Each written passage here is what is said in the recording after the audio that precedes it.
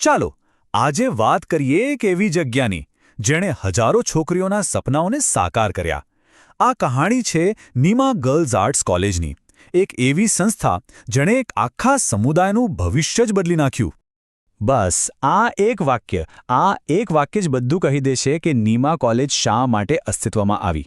આ ખાલી શબ્દો નથી, આ તો એક એવું મિશન છે જેણે ગામડાની દીકરીઓને ભણવાનો હક આપ્યો. તો ચાલો જોઈએ કે આ મિશનની શરૂઆત કેવી રીતે થઈ. તો સવાલ એ થાય કે આ કોલેજની જરૂરિયાત ઊભી જ કેમ થઈ? વેલ, આ સમજવા માટે આપણે એ સમયમાં અને એ વિસ્તારની પરિસ્થિતિમાં જવું પડશે જેણે આ શૈક્ષણિક ક્રાંતિને જન્મ આપ્યો. તો આપણે વાત કરી રહ્યા છીએ ઉત્તર ગુજરાતના એવા ગામોની જે એકદમ અંતરિયાળ છે. અહીં મોટાભાગના પરિવારો ખેતી અથવા ખેત મજૂરી કરીને પોતાનું ગુજરાન ચલાવે છે. આ ગામો વિકાસની મુખ્ય ધારાથી ઘણા દૂર હતા અને એ જ સૌથી મોટો પડકાર હતો.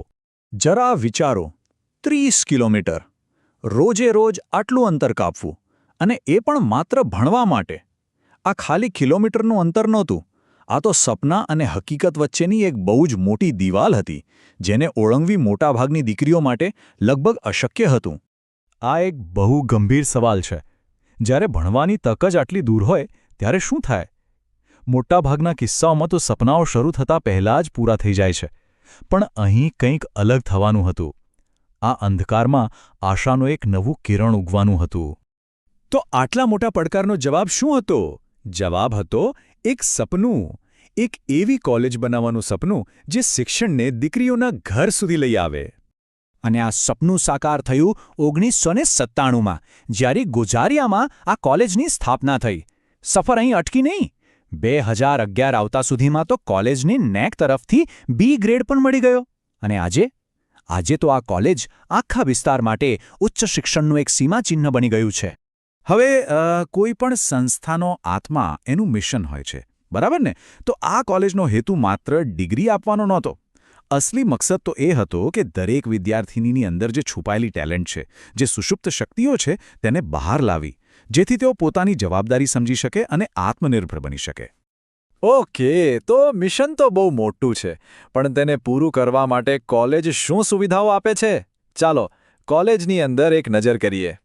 અહીં મુખ્યત્વે આર્ટ્સના વિષયો પર ફોકસ કરવામાં આવે છે, જેમ કે અંગ્રેજી, હિન્દી, ગુજરાતી અને સંસ્કૃત જેવી ભાષાઓ, અને સાથે જ મનોવિજ્ઞાન અને સમાજશાસ્ત્ર જેવા વિષયો જે વિદ્યાર્થીનીઓને દુનિયાને સમજવાની એક નવી દ્રષ્ટિ આપે છે. આ બધું મળીને એમના શિક્ષણનો પાયો ખૂબ જ મજબૂત બનાવે છે. પણ વાત અહીં ખાલી પરંપરાગત ભણતરની નથી. કોલેજ સમય સાથે પણ ચાલે છે. અહીં DELL એટલે કે digital education and learning lab જેવી આધુનિક સુવિધાઓ પણ છે. તો આ એક રીતે જૂના અને નવા, પરંપરા અને ટેકનોલોજીનો એક અદ્ભુત સમન્વય છે. અને આ સિવાય પણ ઘણું બધું છે. એક મોટી લાઇબ્રેરી છે જ્યાં જ્ઞાનનો ખજાનો છે. ઓડિયો વિઝ્યુઅલ રૂમ છે જે ભણતરને રસપ્રદ બનાવે છે.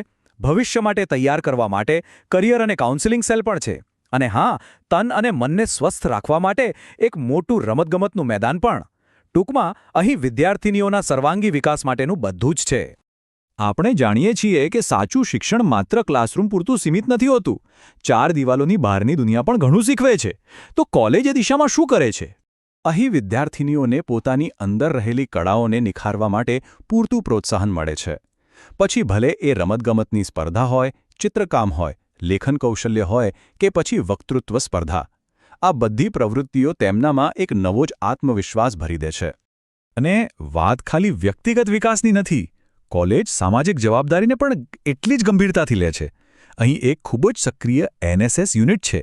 આ યુનિટ દ્વારા વિદ્યાર્થીઓનું સમાજ સેવાના કાર્યોમાં જોડાય છે અને એક સારા નાગરિક બનવાના પાઠ શીખે છે. તો આટલી બધી મહેનત, આટલા બધા પ્રયાસો, આ બધાનું પરિણામ શું આવ્યું? આ કોલેજે જે સશક્તિકરણનો વારસો તૈયાર કર્યો છે, તેની અસર સમાજ પર કેવી પડી? 20 કરતાં પણ વધુ વર્ષોની આ શૈક્ષણિક યાત્રા, આ સંસ્થાએ જે જ્ઞાનના બીજ વાવ્યા હતા તેનું ફળ કેવું મળ્યું? પરિણામ ખરેખર અદ્ભુત છે. અહીંથી ભણીને નીકળેલી કેટલીય છોકરીઓ આજે સરકારી નોકરીઓ કરી રહી છે, આત્મનિર્ભર બની છે. એમણે માત્ર પોતાની જિંદગી નથી બદલી, પણ આખા વિસ્તારમાં શિક્ષણની એક નવી જ્યોત જગાવી છે. નીમા કોલેજની આ કહાણી ખરેખર પ્રેરણાદાયક છે. પણ તે આપણને એક બહુ મોટો સવાલ પૂછે છે.